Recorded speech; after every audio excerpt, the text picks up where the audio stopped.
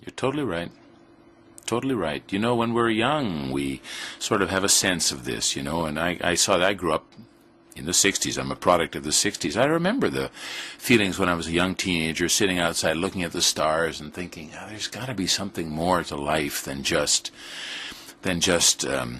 getting by, having a career. And not that that's wrong, but, you know, just having the material aspect of it. There has to be something more. And then we kind of lost track of that. And in the 60s going into the 70s, then we had Reaganomics and this whole establishment of making money by doing nothing, speculating, and, you know, and this whole thing took away this idealism that the 60s kind of represented, this youth type idealism, you know, that we don't see so much anymore. And you guys you and Dr. Keppe and the group here of Analytical Trilogy are trying to, I think, rescue again, wake up this inner idealism that we used to have, saying, come on, shaking us through your books and your programs like this. Imagine, Richard, in the late 19th century, humanity was in a beautiful way up. Yeah. We had this Romanticism in the 19th century, where the composers did the best of music possible. So the romantics were Brahms, Beethoven, and we had those European centers of arts and romance and beauty and elegance. Yeah. And not only that, but inventors were opening up to this incredible game of possibilities for humanity. That's true. We had this fair, the London and the Paris Fair of Invention. Yeah. So the world, they expected the 20th century to be the century of enlightenment and progress for humanity. So when they started in the early 20s, the early 20th century, they started all those movies in Hollywood, planning all those cities with those spaceships and all this organization and development and beauty. But what did you see? You saw a huge attack against all those ideals, and the 20th century characterized itself for its hard, brutal materialism. Right. We had the two big world wars and several other wars. We had the build-up of this military industry. We had the build-up of pharmaceutical companies, agrotoxicos, toxic for plants. We had the build-up of pollution, of banking system, the power of banking system, oil companies, the fall down, atomic energy and waste, and we had the fall down of ideals, of spirituality, and even of hope, and even of romance. So human beings became very, very poor, the way they live. So romance was gone. So what is the purpose of a life without beauty and romance? Now you're a nerd if you're romantic. You know? you're outside the. If we took away love and romance from life and feelings, what is the purpose of this life? No purpose. Even worse than animal life, because animals, they have some affection. They love their and they play. They play and they are happy, and they are in accordance to their nature. But we are not. We are not. So we now see that we have this possibility of rescuing all this beauty that was left behind and was cut off in the 20th century. Like relinking with that, restarting at that point that where things stopped, when electricity even was developed. I'm thinking of the Chicago World's Fair when Tesla, they pushed a switch and the whole fair exploded into lighting, which had never been seen before. Can you imagine what that must have been like? And you know what? Through these researches that Dr. Keppe did in his New Physics, he sees that electricity may be very harmful. Yes, exactly. That electricity, the electrical waves, they can disturb human minds. And they do. And they do. So all our civilization is based in electricity. Now Keppe brings another form of energy, of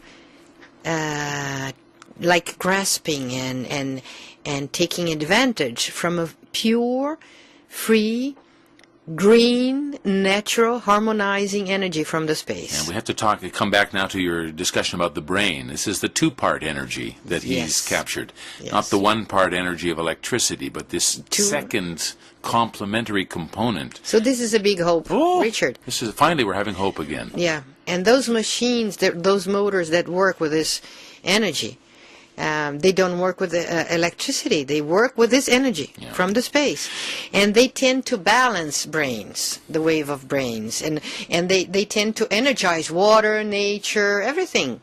So imagine. So either now the world will develop this new technology and they wake up and they will be born again, or born for the first time with the correct use of the brain energy and the natural energy.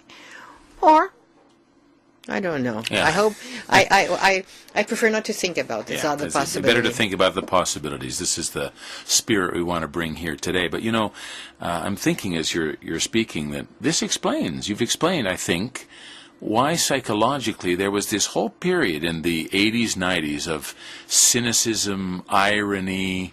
It became very hot. When I was doing a lot of voiceover work in Toronto and New York, everybody wanted that kind of ironic sound. Nobody cares about anything. This was like truth is relative. Yeah, this was the hot movement. And the idea of being enthusiastic, being excited about something, that was totally uncool. You couldn't be like that.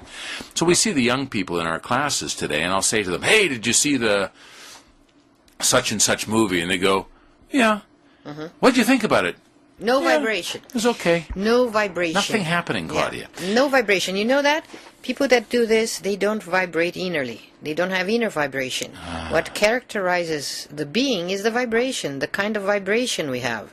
And if our cells and our DNA don't vibrate in the average or the padrão, the pattern, the normal standard, right? That human beings have, we will become like monsters. And that's what we are becoming. We are even being deformed, physically deformed. See the amount of cases of cancer, of those so-called neurologic degenerative diseases. Autoimmune diseases. And autoimmune also, that grew so much. Like Alzheimer, Parkinson, multiple sclerosis, even AIDS. Which is mostly a virotic, energetic kind of problem. Right. We see that the world is deteriorating because of this inversion of perception, inversion of consciousness, inversion of energy.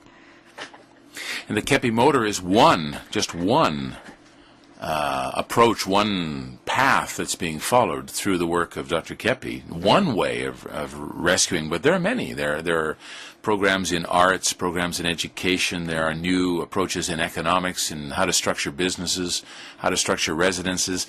Incredible developments in psychosomatic medicine. Yeah. All of these things are coming through Dr. Keppe's work now, and so what we're doing in this program, I think, is trying to let people know that there is a science. Keppe says that in Liberation of the People. He says what's been missing up to this point has been a science that explains what's happening, gives us the consciousness, and then offers alternatives. Yes. So we have finally a science, Analytical Trilogy, that really answers a lot of the questions we've had. Yes. And following Dr. Keppe's work for a lifetime. Yeah. A lifetime. In my understanding, Richard, he, as you said, rescue resurrects what was valuable in many people, in geniuses since the Greek times up to now. And he not only does this, he analyzes the thinkers, the philosophers, the theories, the sciences, trying to disinvert what was inverted and what is inverted in all those systems. But he also offers a very fresh scientific approach of theology and spirituality, Christianity, Judaism, whatever you may call it, but a very fresh and scientific approach for religion. Because understanding physics, as he does, disinverting metaphysics, and integrating the field of theology to physics, this is beautiful. That's incredible. And this is a scientific way to understand God. So this, for me, is the first. It's not like an alternative. It's not like an option. It is it's not life. A new theory. It's like it is life, yeah. The way it should have been since the beginning. So it's not easy to disinvert ourselves. It's not easy to disinvert society, disinvert the laws, and even disinvert putting good people on the top and bringing those crazy people to their places where they should be, being led and being taken care of. Controlled. So those people should be like treated by true psychoanalysts and trilogical psychoanalysts in order to be human beings again, because they left their humanity back. So it's a way that I see a true life as it always should have been. And it's a possibility now. It's a possibility. Now we have, as I said, it's not easy, but it's a possibility. So we have to take it. If not, we are dead. Not physically dead, but worse. Yeah, spiritually dead. Yeah. Physically dead might be a relief, but spiritually dead would be a disaster. We would be like many people who are already zombies, vampires, zombies, and it's not worth to live a life like this.